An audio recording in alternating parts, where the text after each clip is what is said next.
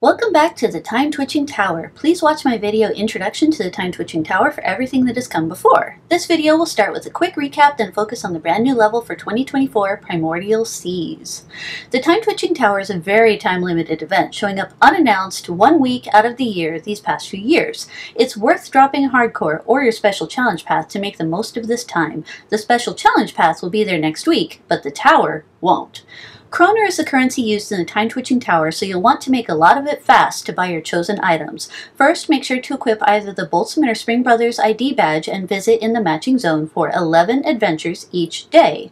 Spending 11 adventures will get you 110 chroner. As a bonus for choosing the winning team, you can check scores before visiting either zone. You'll get another 100 chroner in your K-mail the next day. Next, use Stench Jelly and any other non-combat forcers you may have, such as Clara's Bell or the Mr. Store Cinco de Mayo, to visit the cave before time and turn left. Each time you do this, you'll get a twitching time capsule, worth about 80,000 meat in the mall as of this recording.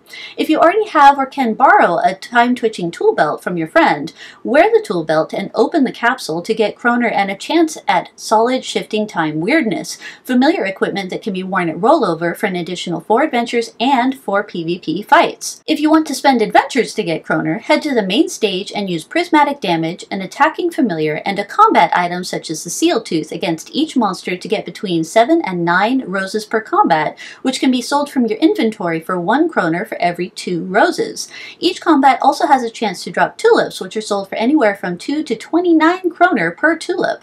Prices change every half hour, so watch for a good exchange rate to get the most chroner per tulip. Hopefully these strategies net you a lot of chroner. Now let's discuss the newest level, the Primordial Seas. Adventure in the Primordial Stew to encounter Flailing Flagellate, which drop protogenetic chunklet Flagellum, Herd of Archaea, which drop protogenetic chunklet Elbow, Messenger RNA, which drop protogenetic chunklet Synapse, Protoprotozoa, which drop protogenetic chunklet Lips, and Yeast Gang, which drop protogenetic chunklet Muscle, along with fermenting powder. Note that you must spend some adventures here. Reports are anywhere from 20 to 60 adventures before chunklets start dropping. The chunklets can be used in the shop next door, the Primordial Soup Kitchen. There are also 3 rare items you can potentially get in this zone, although they are very rare indeed. They are dropped by the Flailing Flagellate, Messenger RNA, and Protoprotozoa. If you banish the other 2 monsters, Herd of Archaea and Yeast Gang, a rare will drop on average every 1,000 combats. That's right, 1,000 combats, so multiple days of adventuring for even the most advanced players. If you keep the other 2 monsters to gather their chunklets, a rare will drop on average every 1,667 combats, so much worse. The rares can also be purchased in the mall, though prices are high. The Flailing Flagellate has a chance to drop the Flagellate Flagon, which can be used once per day to get additional stats from your next drink. The Messenger RNA has a chance to drop the Messenger Bag RNA, an accessory that gives an additional 2 stats, 2 familiar experience, and 4 to 8 hit and mana points per combat. This is very similar to the inexpensive Teacher's Pen, which gives 3 stats and 2 familiar experience per combat. Finally, the Protoprotozoa has a chance to drop the Protoprotozoa, a familiar hatchling that can be put in the terrarium to get the Protoprotozoa, a familiar that attacks for sleaze damage. Best of luck if you go hunting these rare drops. The Primordial Soup Kitchen is a shop where you can use chroner to buy different kinds of soups. All of the soups can also be purchased from the mall. Unevolved soups are size 1 awesome quality food with 3 different buffs. Bacteria Bisque gives 50 adventures of infected with chronerism for additional chroner drops. Ciliophora Chowder gives 50 adventures of twitching senses for an additional 50% item drop in the Time Twitching Tower specifically.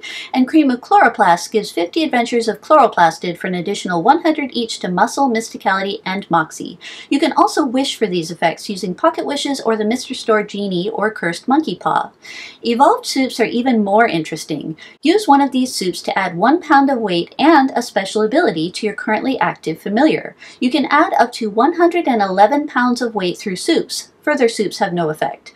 The catch is that both the weight and special ability disappear when you ascend into your next life. The evolved soups are a great way to add capabilities to your favorite familiars and need to be used again in each lifetime, so they're sure to be popular even after this tower disappears. Buy the evolved soups with any of the unevolved soup, plus a specific type of chunklet for that soup.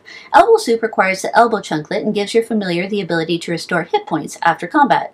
Flagellate soup requires the flagellum chunklet and gives your familiar the ability to act more often during combat. Lip soup requires the lips chunklet and gives your familiar the ability to grant additional stats after combat. Muscular soup requires the muscle chunklet and gives your familiar the ability to damage monsters during combat. Synaptic soup requires the synapse chunklet and gives your familiar the ability to restore mana points after combat. If you plan to buff your familiar with evolved soups, stock up since they can't be purchased once the tower disappears. Hope this helps you get the most from the Time Twitching Tower event.